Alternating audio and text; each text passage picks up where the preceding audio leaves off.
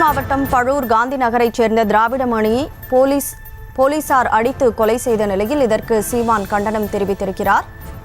கூடுதல் விவரங்களோடு செய்தியாளர் வெங்கட்ரமணன் இணைப்பில் இருக்கிறார். வணக்கம் வெங்கட்ரமணன். சீமான் தன்னுடைய கண்டன பதிவில் என்ன சொல்லியிருக்காரு, முழு விவரம்? வணக்கம் கனிமொழி.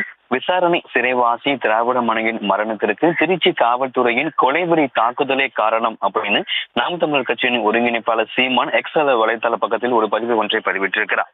விசாரணைக்காக அழைத்துச் செல்லப்பட்ட திருச்சி மாவட்டம் பழூர் காந்தி நகரைச் சேர்ந்த திராவிடமணியை காவல்துறையின் தாக்குதலில் உயிரிழந்த நிகழ்வு பெரும் அதிர்ச்சி அளிப்பதாகவும் அவர் அந்த பதிவில் தெரிவித்திருக்கிறார்.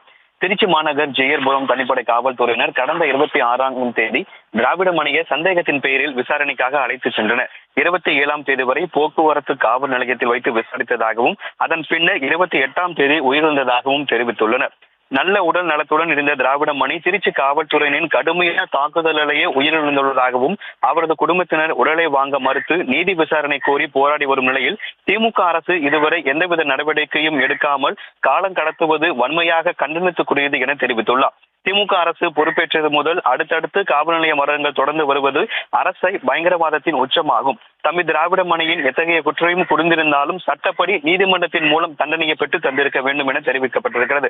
குறிப்பாக தமிழ்நாட்டில் நடப்பது மக்களாட்சியா இல்லை மன்னர் ஆட்சியா எனவும் அமைச்சர் செந்தில் பாலாஜி மீதான அமலாக்கத்துறையின் அத்துமீறிய கைதிற்கு எதிராக கொந்தளித்தது அடக்குமுறையை எதிர்த்து சட்ட போராட்டம் நடத்திய திமுக அரசு திராவிடமணியின் படுகொலைக்கு என்ன பதில் கூறப் போகிறது என தெரிவித்திருக்கிறார். குறிப்பாக அதிமுக ஆட்சி காலத்தில் மரணமடைந்த பென்னிஸ் ஜெயராஜ் மரணத்திற்கு நீதி கேட்டு குரல் கொடுத்த முதலமைச்சர் தற்பொழுது அவருடைய ஆட்சி காலத்தில் 25 மேற்பட்ட மரணங்கள் தடுக்க தவறி வேடிக்கை பார்ப்பது ஏன் என அவர் கேள்வி எழுப்பியிருக்கிறார்.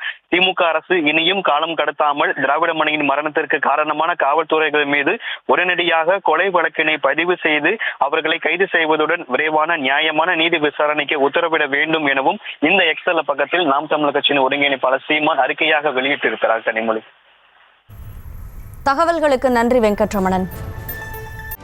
செய்திகளை உடனுக்குடனும் துல்லியமாகவும் தெரிந்து கொள்ள சப்ஸ்கிரைப் பண்ணுங்க.